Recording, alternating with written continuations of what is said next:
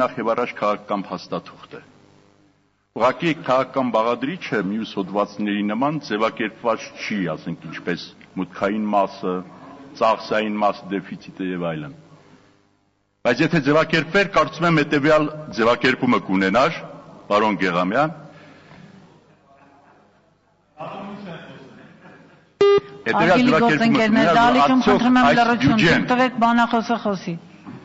Համարժեք է այն իրականությանը, որին այսօր ապրում է Հայաստանը։ Արդյոք այս բյուջեն կարող է իրականացվել եւ արդյունք տալ այն համակարգում, ինչը այսօր կա Հայաստանում։ Իմ պատասխանը միանշանակ է ոչ։ Եվ գիտեք, թվերի մասին չի խոսքը, կարող է կրկնակի լիներ թվային արտահայտության բյուջեն։ Այստեղ կան Գերագույն խորհրդի պատգամավորներ կհիշեն, որ մենք տասնապատիկ 50 միլիոն դոլարին համարժեք բյուջե էինք հաստատում, 100 միլիոն դոլարին համարժեք բյուջե էինք հաստատում։ Եվ կարծես է ճակատագրի հեգնանք լիներ մեր պետության համար, որ հիմնական հաջողությունները մենք ունեցանք այդ փոքրիկ բյուջեների օրերին։ Բայց մի կար շատ կարևոր քաղաքական, բարոյահոգեբանական բաղադրիչ։ Կար հեռանկար, կար հավատ, չկար բևեռացում, եւ նոր ծնվում էր կոռուպցիան, չգիտեմ, մենաշնորհը, ստվերային տնտեսությունը եւ այլն։ Այն ժամանակ մենք երբ հաստատում էինք այդ բյուջեն եւ ծանր օրեր էինք տանում կլիներին առաջի գծում, թիկունքում, թե խորհրդարանում, թե կառավարությունում, հավատում էինք, որ այս նեղ օրերը բարի հուշ կդառնան, որովհետեւ այն հեռանկարը, որ պատկերացնում էինք, որ կունենանք այն Հայաստանի ինչ ենք մենք, ուղղակի շատ այդպես ծիծաղով, հումորով բարի հուշ կլիներ մեզ համար։ Այն ժամանակ այո, պատգամավորը, նախարարը կարող էր պարզ քաղաքացու հետ հերթը կանգներ կտրոնով հաց վերցնել, պատկերացրեք այսօրվա վիճակը եւ դա։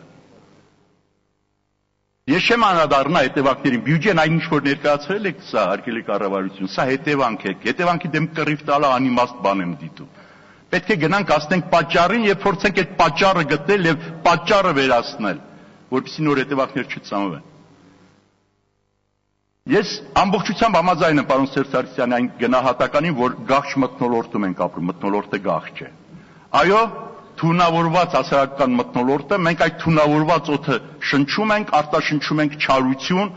արտաշնչում ենք արտագաղթ, արտաշնչում ենք անտարբերություն, երբեմն արտաշնչում ենք ինքնասպանություն։ Եվ հարց, ինչն է պատճառը ի վերջո։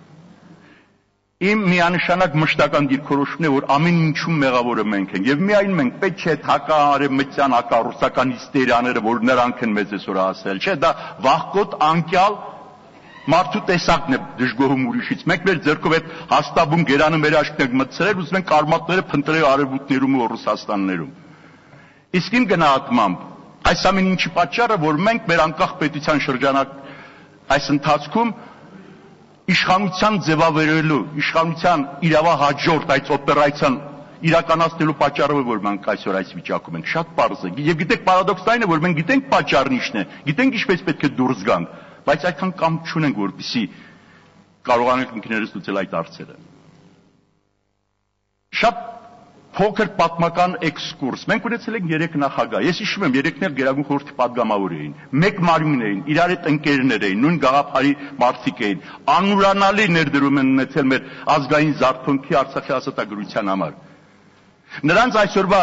հարաբերությունները միջանձնային ուղիղ համեմատական է այն գաղջ մթնոլորտին, որն այսօր կա հասարակության մեջ։ Նուրբ բան եմ ասում, բայց շատ ճիշտ էր, որ այդպես պետք է լիներ։ Որովհետև եւ այս մարդիկ, որոնք 23 տարի ղեկավարեցին Հայաստանը, որոնք շատ մեծ գործ արեցին, բայց երբ եկավ իշխանության հարցը, շարունակել իշխանավարել թե ոչ, թույլ տար ժողովրդին իշխանություն ձևավորել թե ոչ, մեկ էլ պարզվեց չէ, այդ ամեն ինչի վրա գիծ են քաշում, ասում են առանց իմ ղեկավարության Հայաստանը չի կարող ապրել։ Եվ այդ իշխանատենչության համար նույնիսկ մենք զոհեցինք Արցախը, չխնայեցինք։ Հիշում եք, երբ Արցախի ընտրված նախագահին բերեցինք նշանակեցինք վարչապետ։ Բոլոր կոմենտները, բոլոր մեկնաբանությունները սուտ են, իշխանության փրկության հարցեր։ Եվ եթե հիշում եք, հաջորդ օրն իսկ արդեն թուրքական-ադրբեջանական մամուլը շատ լավ կարողացավ ներկայացնել, որ այս հայերի բլեֆին մի հավատացեք, անկախ պետության մասին չի խոսքը։ Սա օղային պահանջ է, տեսեք ինչ է կատարվում։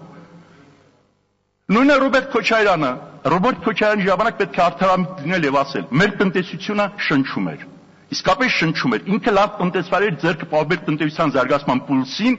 եւ այդ ընթացքում մենք հսկա ահագին մեծ ներդրումներ ունեցանք։ Հավատ կար, հեռանկար մեծ, արդեն ոչ մենակ Երևանում, այլ շրջաներում դղյակներ էին կառուցում։ Բայց եկավ ասա իշխանության ժամանակ նույն ցավ ինչով տարավ մեր Լևոն Տեր-Պետրոսյանը, այս անգամ Ռոբերտ Քոչարյանը, որ իմ անպայման իմ տեխնացուն պետք է նախագահ դառնա։ Եվ հիշում եք, երբ նախընտրական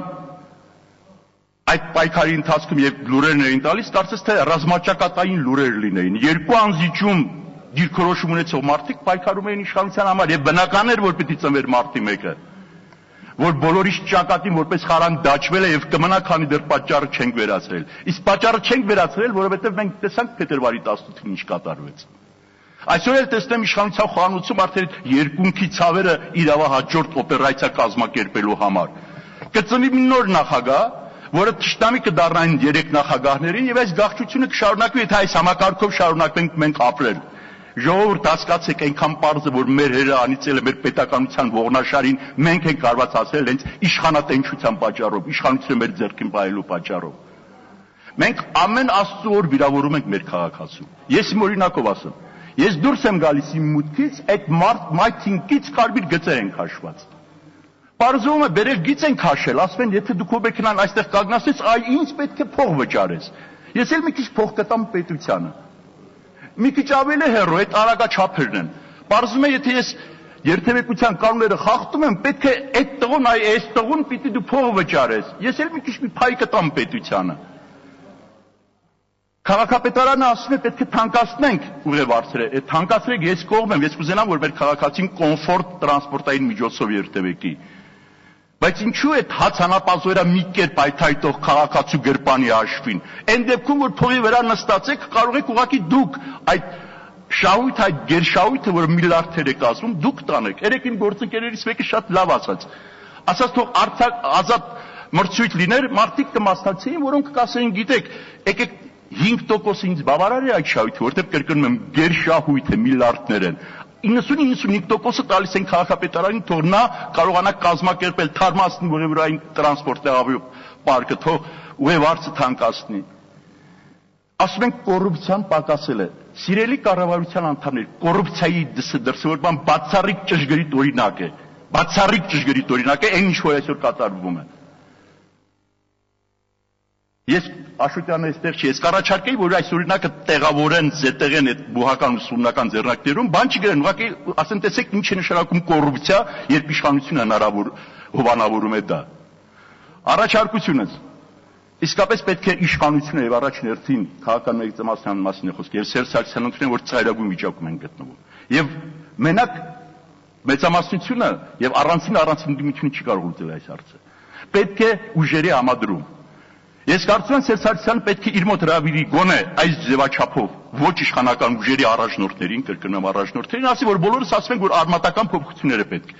Խնդրեմ ասեք, ինչ անենք միացին, որ դա լինի։ Բայց պետք է պատրաստ լինի ոչ թե ասի գնացեք վերցրեք համանդրական բարեփոխումները, ազդաժողովը դրանով մեր սոցիալական հարցերը լուծեք, այլ պատրաստ լինի ռադիկալ առաջարկությունների ընդունելուն։ Սա միակ ճանապարհն է, կրկնում եմ, հնարավոր միակ ճանապարհն է, որով մենք կարող ենք պետությանը փրկել։ Մենք իսկապես տագնապը արդեն հասկանում եք, խոճապի է վերածում, տագնապը պետության կուրստի արդեն խոճապի է վերածվել։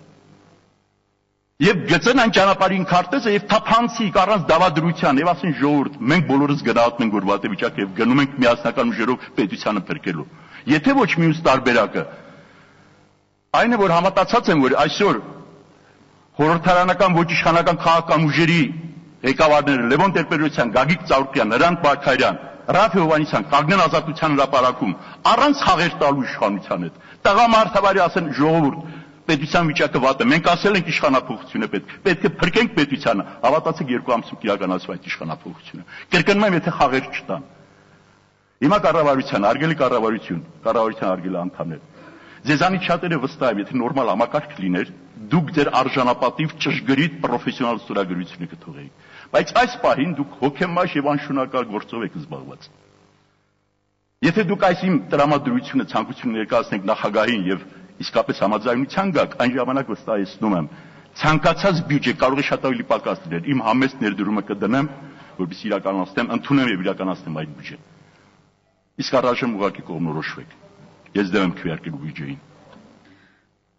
Հաջորդ ելույթի համար պատգամավոր Լյուդմիլա Սարգսյան։